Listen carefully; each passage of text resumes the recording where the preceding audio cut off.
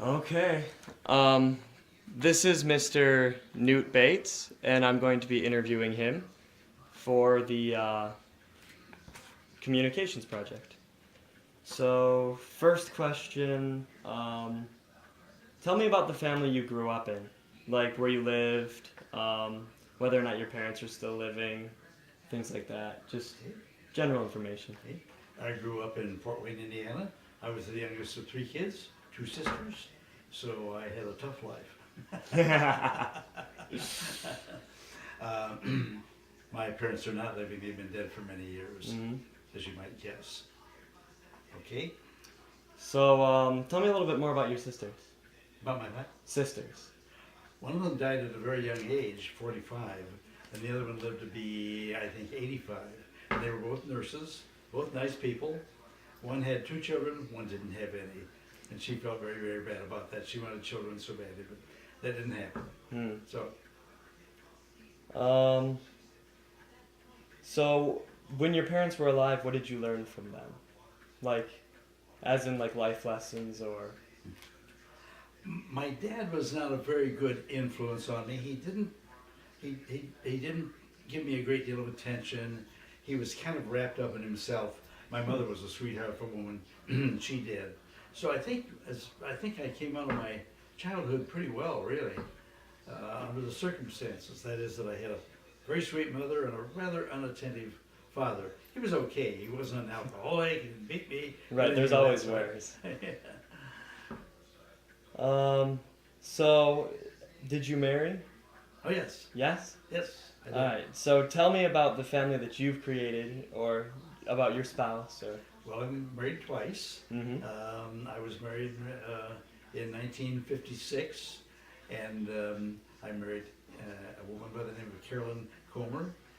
Carolyn died in 2007, and I remarried in 2008. And the woman I married owns this house. And I'd known her for 30-some years. Her late husband was pastor of St. Paul Church, and we knew Beth and Park very, very well, my first wife and I. We traveled a lot together, went to Europe 2-3 times together. And after my first wife Carolyn died, Beth and I started seeing each other, and this is what happened. So, That's awesome. it is. We think it is. We feel very, very blessed that we've each had two excellent marriages. Did you ever have any children? I have two kids. One lives in Ann Arbor, and he's with the Church Extension Fund across from Credit okay. College. He's vice president in charge of finance. Oh, wow. My daughter is a widow, and she lives in Dyer, Indiana, which is the Chicago area. So I got two nice kids. Nancy is, I think, 56, and John is 53, my son. So, let's see. So, do you have any grandchildren as well? I do. Yeah? I have 4 grandchildren. 2 will be completing college this year, one at Eastern and one at the U of M. And my third grandson is in high school, and my fourth is going to community college in the Chicago area. He's 20, I guess he's 20. That's cool. So, since you've had such a wide familial experience, what do you think the most, like, what affected you most out of, like, since you've become a grandfather and had children of your own and you've been through 2 marriages, what have you learned that, like, about family and family relationships that you want to share? I've learned to be very kind to my family, and I like to think that I am. And they're very kind to me too, by the way. And our strong Christian faith is a big help to us. My kids are both strong in their faith. My wife certainly is. Her children are. So I think that would be the key to it. That's awesome. Yeah, I think it is. So, what jobs have you had over the years? Oh, I was a real estate broker for ages here in Ann Arbor. Sold a lot of houses. Sold 2 or 3 on this street 25 years ago. And I liked that job very much, and I like to think that I did a pretty good job with it. I think I treated it well, and the business treated me well. So when did you decide to retire? And what made you decide that you'd like to retire? Well, the reason I retired is that when I turned 65, the IRS, the Social Security, I should say, limited our income. You could only earn a certain amount. And anything above that, you had to send almost all of it back to the government. So it just wasn't worth it, and I quit working. I poked along for another 10 years and then quit completely. We're not wealthy, but we have enough to get along, and I own some income properties that provide me a reasonable living. Yeah, I mean, your house is very nice looking, so Thank you. I would say that this is probably the best way to live, because with too much wealth, then you don't know what to do with it all. Oh, I could find a way. That's true. What has your life been like since you retired? My first wife was concerned about my retiring. She said to several people, he isn't going to have anything to do. I'm busy all the time. There's an old retiree statement that I like so well. It says, I get up in the morning with nothing to do, and I go to bed at night with only half of it done. That's kind of the way I feel. I go to bed at night and I think, gee, I didn't get that, but tomorrow I'll take care of that. So I've got plenty to do. I take care of the lawn here and the snow, and I've got a few income properties that I look after. Mm-hmm.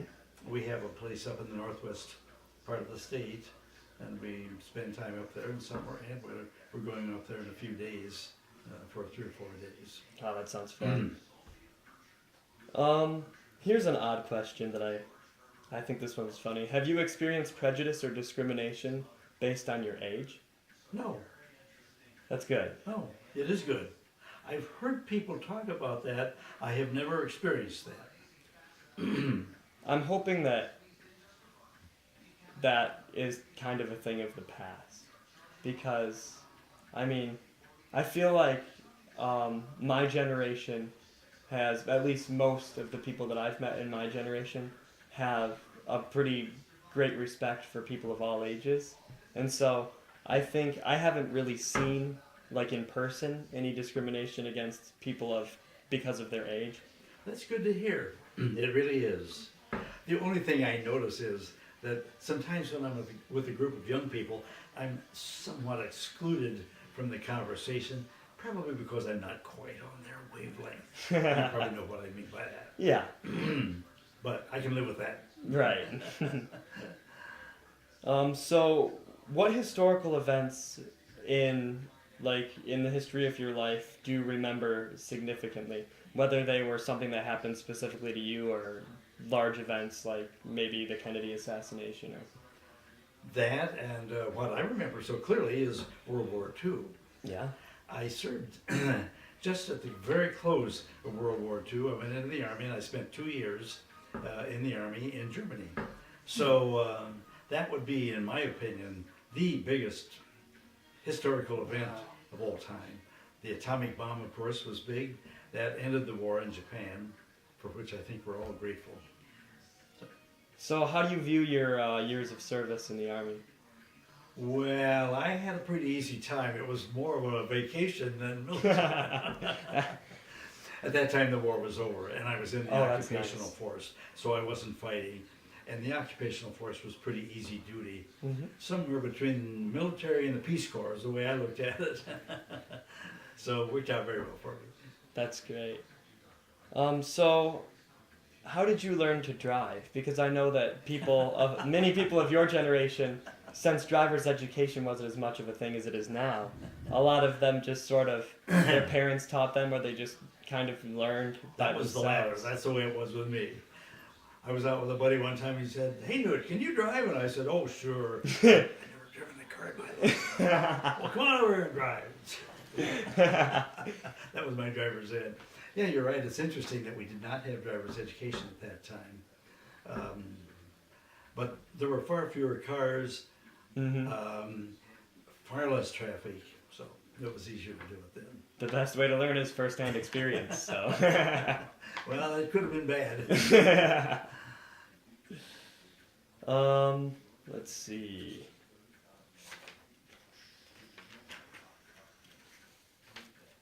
So, have you experienced any significant deaths in your lifetime, and what helped you get through the grief? Well, there were a number of deaths in my family. Unfortunately, just 2 weeks ago, we had a tragic death in the family when a nephew, 44 years old, died in an automobile crash in Buffalo, New York. So last weekend we spent in Buffalo. So that's kind of fresh in my mind. Yeah. That was very tragic, and they were strong Christians, and I like to think that I'm sort of strong. I would like to be stronger, and I keep working at it. So that would be what would I find influential. So, as in your youth, were you raised Christian in like going to church frequently? Yes. And so yes. religion has always been a large part of your life? I was not Lutheran then. I belonged to the Methodist Church. Mm-hmm. And when I married my first wife, when I was 27 or 8, I guess, older than a lot of guys, we talked about it and we decided that the Lutheran Church would be the place for us. I went to Lutheran services with her and I liked very much what I saw and heard. And so that worked. I'm very pleased that I did that. So, out of your life so far, what do you consider to be like the happiest time that you've had? You know, most of my life I've been very happy. I've been happy with my family, my children, my 2 wives.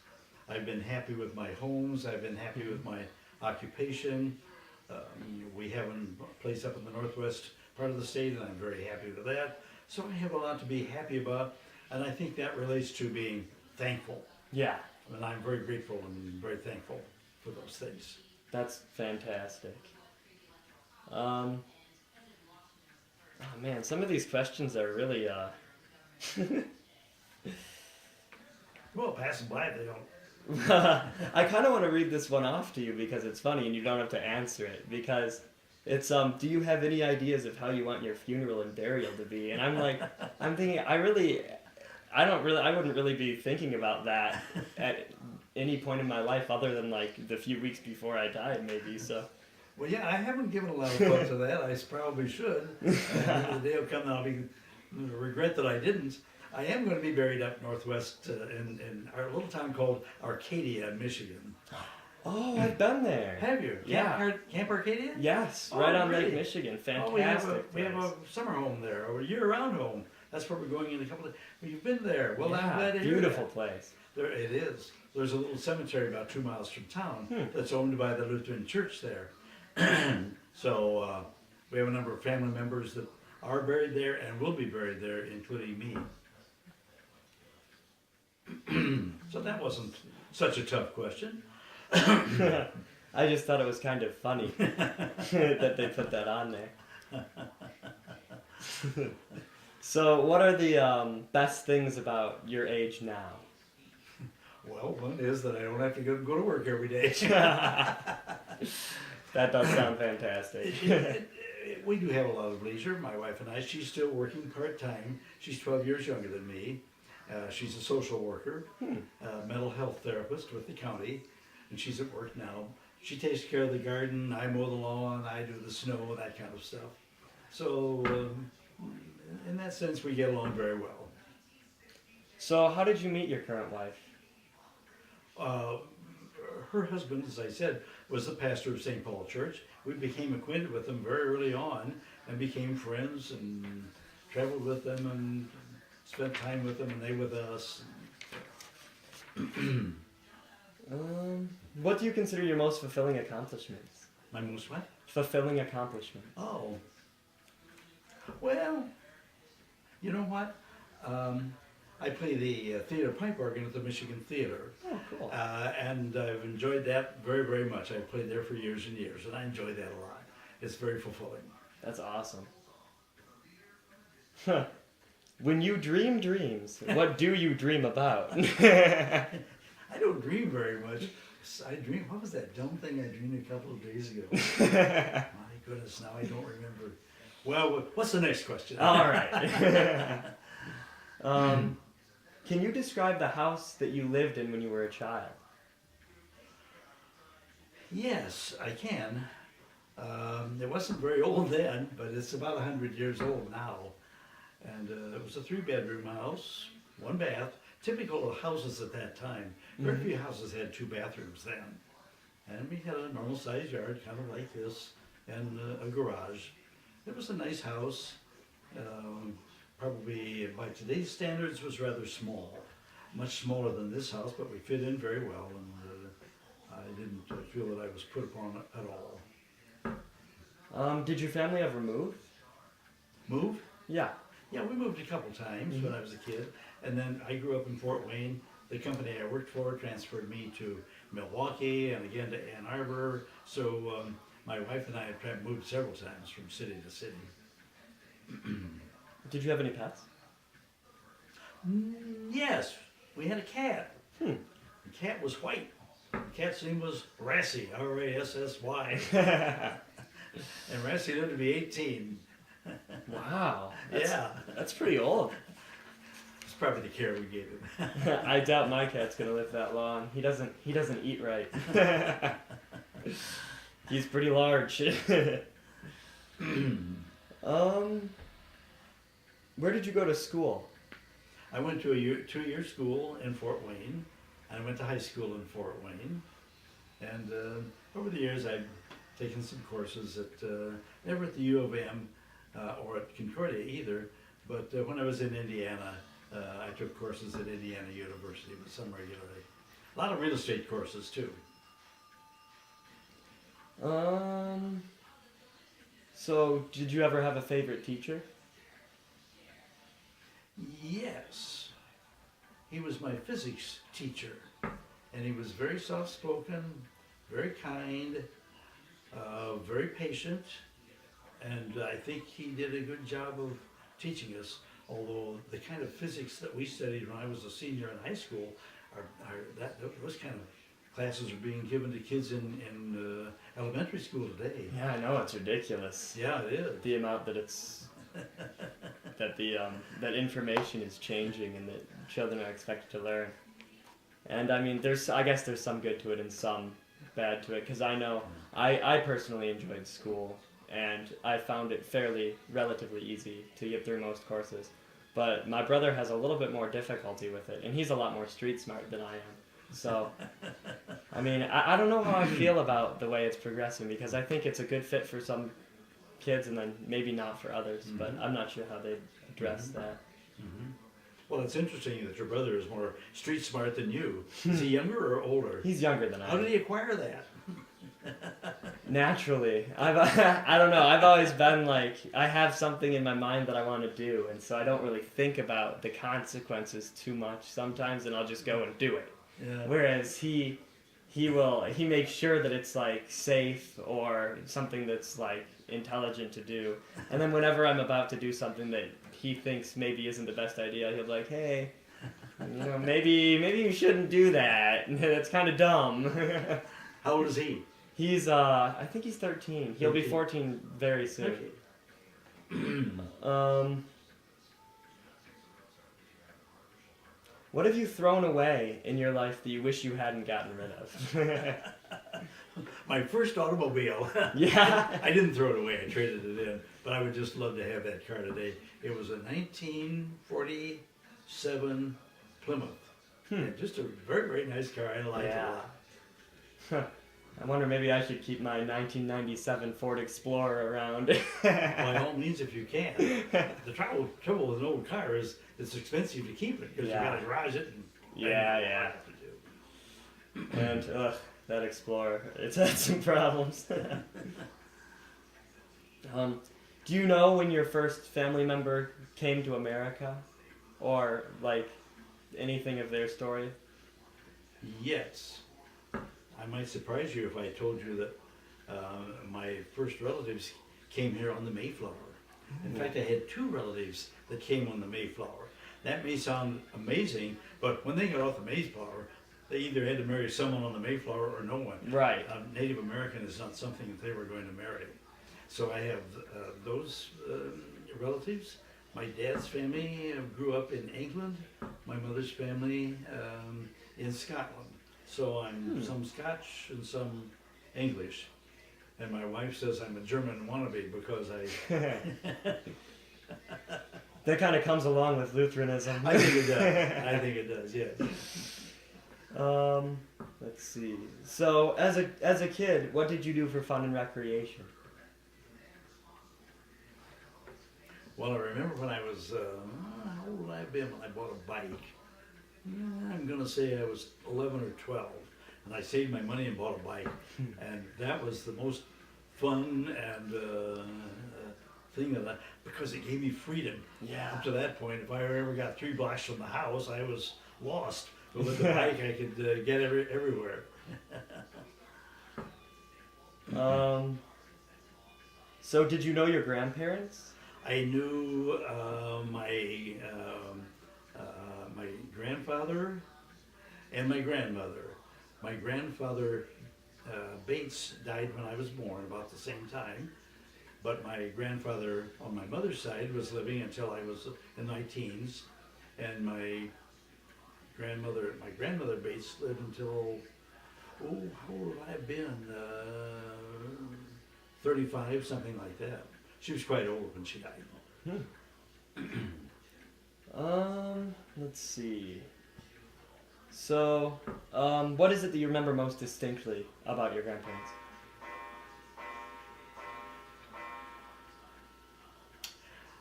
And one thing that stands out so in my mind with my grandfather, my mother's father, is this.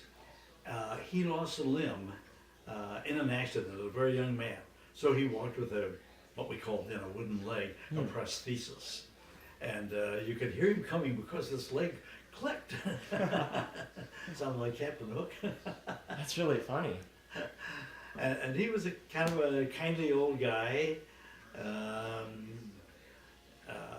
I never liked to sit on his lap because this prosthesis had all kinds of equipment, I guess, in there. My grandmother, my father's mother, I saw her all the time. She was a nice woman. I liked her a lot. That's funny, what we remember about people that we knew in our youth. Oh. Like, because I remember my great-grandmother, passed away when I was, I don't know, probably 4 or 5. And the only thing I remember about her is that she could yawn, like, for, 20 minutes straight. She just had the longest yawns, and I thought that was the funniest thing. And so when I was little, I tried to do it one time. I tried to see how long I could yawn. And, my face started to hurt after, 2 minutes, so I stopped. But it was pretty funny, because I was just amazed by her ability to yawn for such a long period of time. Well, we do remember unusual things. Yeah. What's your most cherished family tradition? Well, 2, really. We gather regularly at our place in Arcadia, and we've done that for 25 years. So I appreciate that. And now I appreciate my present wife's family because they do a lot of activity at Christmas time. Christmas Eve here, Christmas Day there, that kind of thing. So those are moments that I appreciate very much. Let's see. I think that question, because I already asked that one. I'm pretty sure.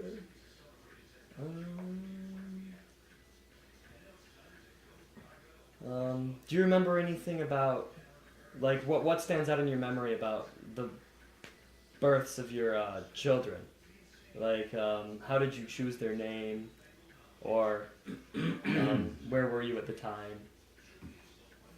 Well, when my children were born, men didn't go in the delivery room as they do today.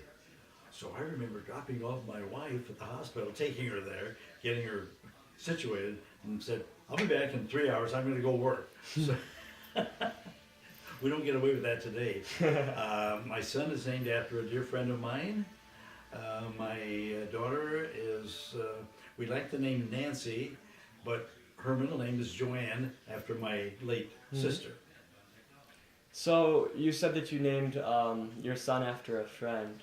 So what was it about this friend of yours that made you two so close? Oh, he was just a great guy, and when we were talking about names, his name was John Henry Bucks, B-U-X. And I liked John, I liked Hank a lot, and so my wife and I decided we'd name our son after him. Nice name, nice guy, good connection. I'm glad we did. And we decided not to name him, not to call him Johnny or Jack or JH or anything of that sort. We call him John. Yeah.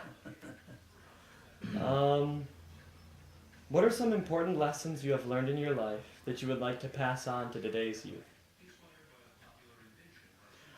I think honesty is a good lesson to pass along. Honesty in everything that you do, your financial dealings, your family dealings. Honesty. Tell the truth. Yeah. Do the right thing. All right, and I think this should be about the last question here. Let's see. Oh yeah. Okay, so what are some of the ways society today is different from when you were young, and how do you like the changes? Like, what do you think of the changes, whether they're bad or good? Or... You mean in the world or in Yeah, just overall.